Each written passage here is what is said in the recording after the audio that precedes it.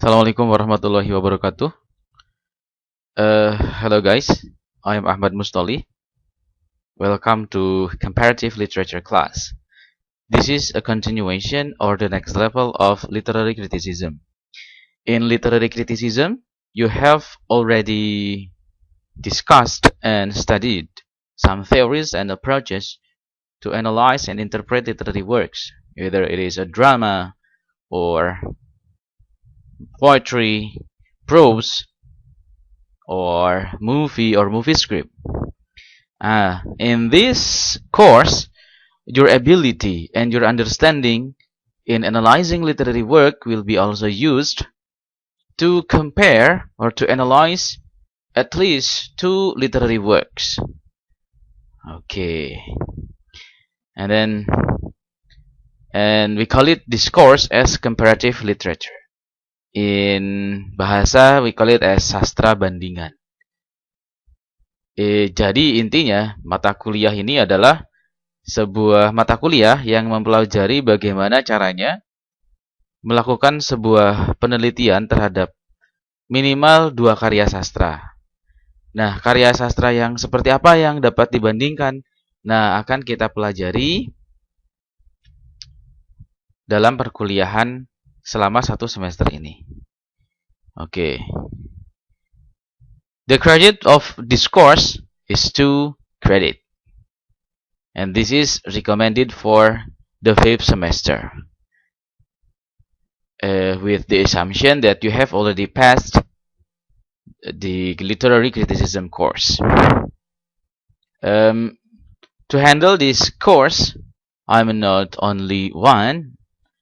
We have Mim Isla to handle the course. Okay. And then, what is the purpose of this course? The first one, you have to be able to understand and know well about the history of comparative literature. Then the second one, you have to be able to understand and apply the concept of of comparative literature, which consists of French school, American school, and Euro-American school as a methodology and approach to analyze and to do research. Capaian mata kuliah yang kedua adalah kita diharapkan mampu untuk mengaplikasikan teori setelah memahaminya, teori-teori sastra bandingan sebagai sebuah pendekatan penelitian, baik itu mazhab Perancis, mazhab Amerika, maupun aliran-aliran lain selain Amerika dan Eropa. And then the third one, you have to be able to do a research toward literary work across continent. Berarti mampu melakukan penelitian sastra bandingan terhadap karya sastra lintas benua. Misalnya kalian membandingkan antara karya sastra Indonesia dan sebuah karya sastra di Amerika, atau antara karya sastra Amerika dengan karya sastra di Eropa, dan lain sebagainya. Atau bahkan membandingkan sebuah karya sastra dengan karya sastra lainnya. And then, the last one, you have to be able to present the result of comparative literature research, both orally and in a written version in English, and follow the template of a journal scientific article. Nah, salah satu capaian akhir yang harus teman-teman capai di sini adalah mampu membuat sebuah artikel ilmiah sesuai dengan template atau selingkung salah satu jurnal ilmiah. Nah, jurnal ilmiah itu cukup banyak ya. Di fakultas kita ada 2, kemudian di universitas juga ada yang ilmu-ilmu sosial, ataupun di jurnal-jurnal lain baik nasional maupun internasional. Okay. And then what we are going to do for the rest of the semester. Oke, mari kita bahas lesson plan kita atau sub capaian mata kuliah kita dari capaian mata kuliah yang pertama sampai dengan yang terakhir. The first one, pada pertemuan yang pertama kita adalah perkenalan ya, memperkenalkan ini mata kuliah apa yang harus Anda kerjakan, gitu ya. Dan tadi sudah ada pemaparan ya. Atau nanti akan ada sebuah dua buah karya yang harus Anda baca sebagai bahan diskusi.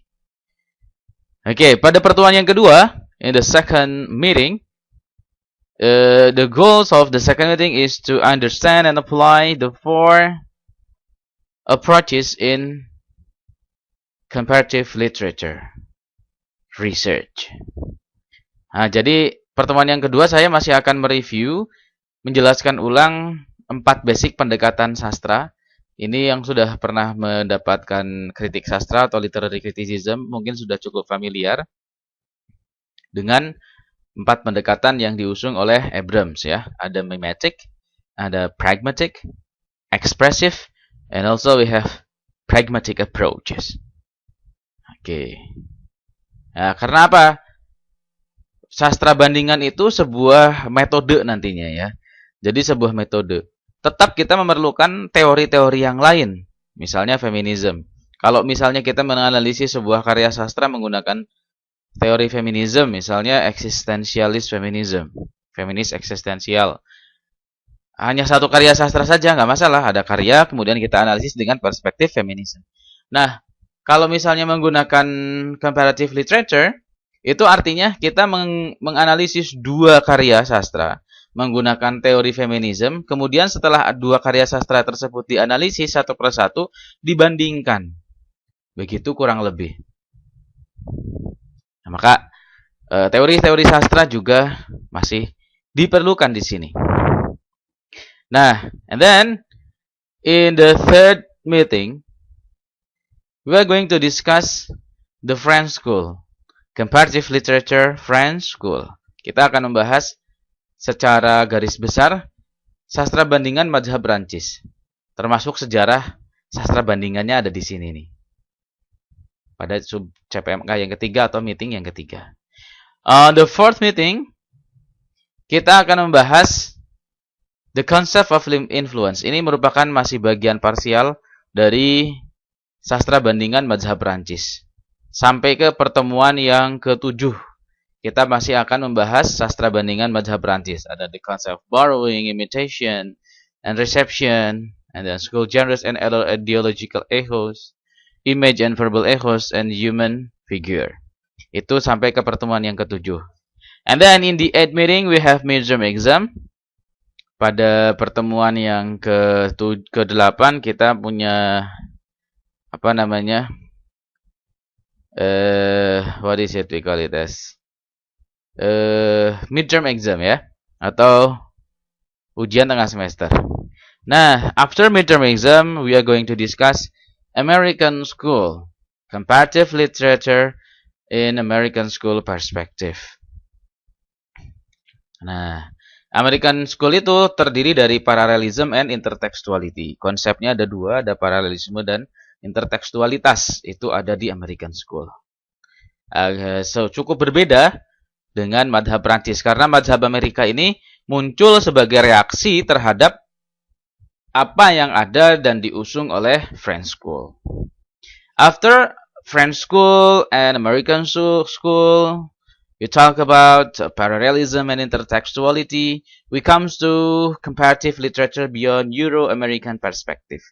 Nah, di sini kita akan membahas teori-teori comparative literature yang ada di Indonesia. Ada yang diusung oleh beberapa sarjana di Indonesia. Ada Pak Sapardi Djoko Damono, ada NST Pamusuk, dan lain sebagainya. At least 2 itu ya. And then materi yang selanjutnya adalah we are going to discuss the concept of comparative literature on translated literatures. Jadi kita akan membahas apa hubungan antara karya sastra bandingan dan karya sastra terjemahan. Apakah karya sastra terjemahan layak untuk dijadikan sebagai objek penelitian? Karya sastra bandingan. Jika iya, metode seperti apa yang akan kita gunakan?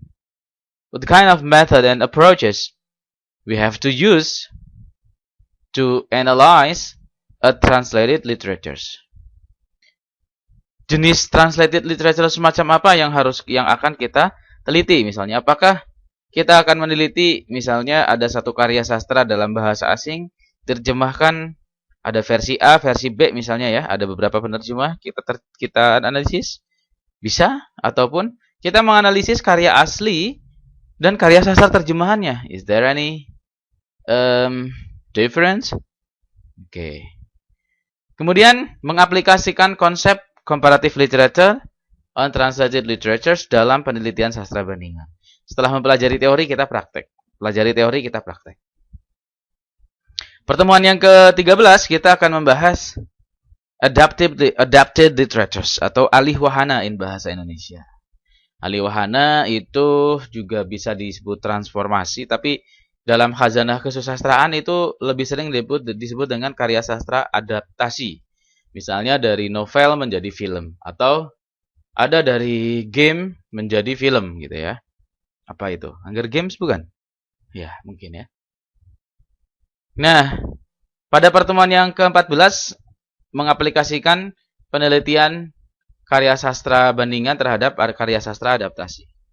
Sementara pada pertemuan yang terakhir ke-15 yaitu kalian harus membuat artikel jurnal bebas ya tentang karya sastra bandingan yang jelas. Kalian boleh menggunakan madhab Perancis yang membahas tentang influence, konsep borrowing dan macam-macam, atau madhab Amerika yang membahas parallelism dan intertextuality, ataupun karya sastra terjemahan ataupun karya sastra adaptasi. Di sini kita akan bahas persiapannya dan hasil dari pertemuan ke-15 ini saya anggap sebagai ujian akhir semester.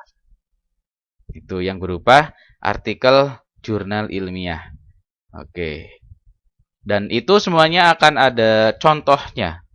Jadi tidak hanya sekedar instruksi belaka. Oke.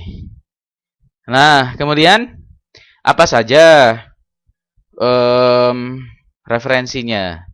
Referensinya sebagai teori sebagai buku pokoknya akan saya cantumkan di web ini, yaitu Theory of Comparative Literature yang ditulis oleh M.M. Enani, kemudian Theory of Adaptation yang ditulis oleh Linda Hudson, kemudian ada juga beberapa pustaka pendukung. We have other references, ada Kalam 22, Jurnal Budaya, Critical Theory Today by Louis Thiessen, ini juga sudah kalian punya biasanya ya kalau sudah ikut kelas Literary Criticism, kemudian The Mirror and the Lamp, Introduction to Literary Studies, dan nah itu ya, sudah cukup.